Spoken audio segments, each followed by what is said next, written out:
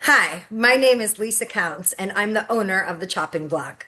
Today I'm going to teach you how to slice and mince your garlic. When you have a head of garlic, it is comprised of numerous different cloves. One of the easiest ways to get the cloves off the head is to give it a little tap or just pull them right off the center. When you have your individual cloves, the easiest way to peel our garlic is to smash and peel. So when I'm going to smash, I want to make sure I'm near the edge of my cutting board so my knuckles are safely off the back. I'm going to very lightly tap in order for it to break the skin.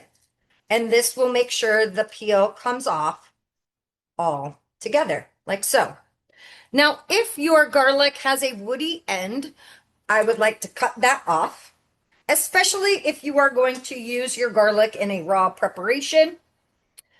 Now, when I'm going to mince my garlic, I am going to first start by slicing lengthwise.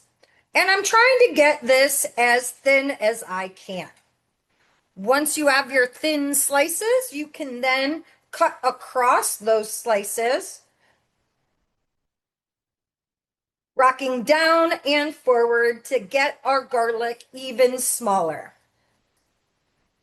Once you have small garlic, you can then use our mincing motion, which is having your tip down on your cutting board, a couple of fingers on top of your knife, and you're going to rock back and forth, regrouping as necessary, cleaning your knife off as necessary. The more you rock back and forth in this mincing motion, the smaller your garlic gets. If you wanted to slice your garlic, you would still smash and peel.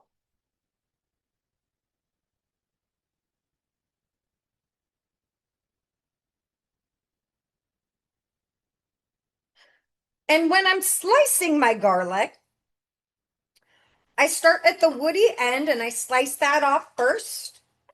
And then I just do this down and forward motion to slice as thin as I can.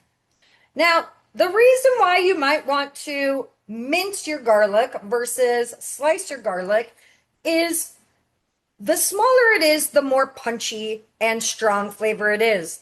The larger it's left, the less pungent it is, and it's better for longer cooking processes.